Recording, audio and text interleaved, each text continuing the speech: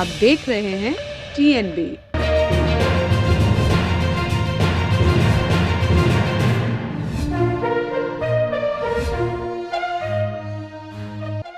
पश्चिम बंगाल की मुख्यमंत्री ममता बनर्जी की प्रतिष्ठा दांव पर लगी है। कोलकाता की हाई प्रोफाइल भवानीपुर और मुर्शिदाबाद की जंगीपुर व शमशेरगंज विधानसभा सीटों पर बेहद कड़ी सुरक्षा के बीच गुरुवार को मतदान शुरू हो गया।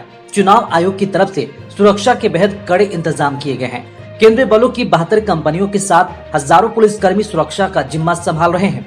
अकेले भवानीपुर में केंद्रीय बलों की 35 कंपनियां तैनात हैं।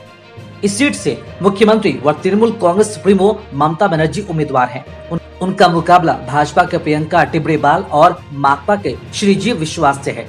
भवानीपुर में उपचुनाव और जंगीपुर व शमशेरगंज सीटों पर आम चुनाव होना है। तीनों सीटों पर शांतिपूर्ण, निष्पक्ष व अबाध तरीके से मतदान कराना चुनाव आयोग के लिए बेहद कड़ी चुनौती है, क्योंकि बंगाल में चुनावी हिंसा का लंबा इतिहास रहा है।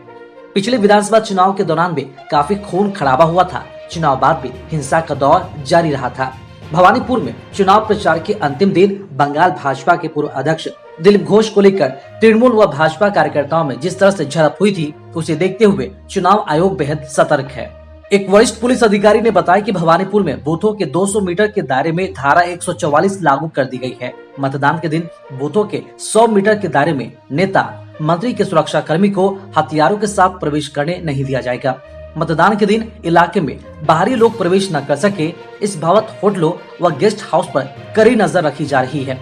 भवानीपुर इलाके में 9 थानों के दायित्व प्राप्त डीसी चुनाव ड्यूटी में रहेंगे। ट्रैफिक पुलिस की विशेष बाइक टीम भी गश्ती लगाएगी। उक्त अधिकारी ने आगे बताया कि भवानीपुर में 97 मतदान केंद्रों के 287 मतदेय स्थलों में से प्रत्येक पर केंद्रीय बल के जवान तैनात किए हैं। बूथ के बाहर सुरक्षा का प्रभार कोलकाता पुलिस के हाथों में होगा। किसी भी मतदान केंद्र के 200 मीटर के दायरे में 5 या उससे अधिक लोगों को इकट्ठा होने की अनुमति नहीं है।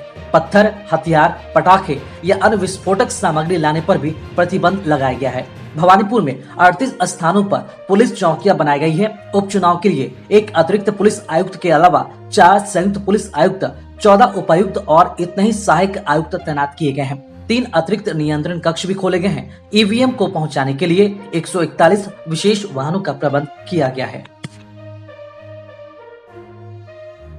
उधर पश्चिम बंगाल की भवानीपुर विधानसभा उपचुनाव में मुख्यमंत्री ममता बनर्जी के खिलाफ चुनाव लड़ रही भाजपा उम्मीदवार प्रियंका टिब्रेबाल ने टीएमसी पर ईवीएम मशीन बंद कर वोटिंग रोकने का आरोप लगाया है। प्रियंका टिब्रेबाल ने कहा, मदन मित्रा ने 72 नंबर वार्ड में बूथ को कैप्चर करने के लिए मशीनों को बंद करा कर रखा है, ताकि वोटर आएं और चले जाएं। वहीं पश्चिम बंगाल के सीईओ के अनुसार भवानीपुर में मतदान शुरू हो गया है और शाम 6:30 तक वोट डाले जाएंगे।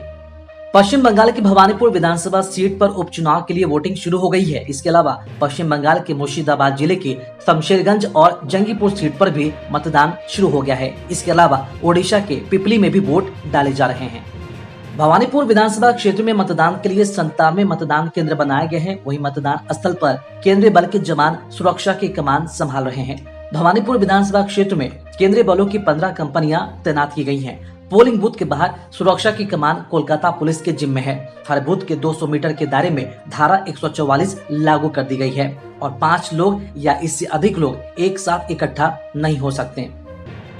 पश्चिम बंगाल की मुख्यमंत्री ममता बनर्जी का मुकाबला भारतीय जनता पार्टी उम्मीदवार प्रियंका टिब्रेबाल से है। दक्षिण कोलकाता की भवानीपुर सीट के उपचुनाव में मार्क्सवादी कम्युनिस्ट पार्टी श्रीजीवी विश्वास मैदान में है। भवानीपुर से पश्चिम बंगाल की मुख्यमंत्री ममता बनर्जी मैदान में है और उनके लिए चुनाव इसलिए भी महत्वपूर्ण है क्योंकि उनकी मुख्यमंत्री की कुर्सी दांव पर लगी है। ममता बनर्जी को 5 नवंबर तक सदन की सदस्यता ग्रहण करनी होगी, क्योंकि 2 मई को घोषित हुए विधानसभा चुनाव के नतीजों में नंदीग्राम सीट से ममता बनर्जी चुनाव हार गई थी और इसके बावजूद भी उन्होंने मुख्यमंत्री पद की शपथ ली थी। अगर इस बार का चुनाव ममता बनर्जी हारती हैं, तो राज्य में संवैधानिक संकट उत्पन्न हो सकता है और ममता बनर्जी को मुख्यमंत्री के पद से इस्तीफा देना पड़ सकता है। खबरों में फिलहाल इतना ही। देश और दुनिया की ताज़ा अपडेट्स के लिए लॉगिन करें www.thenationalbulletin.in पर।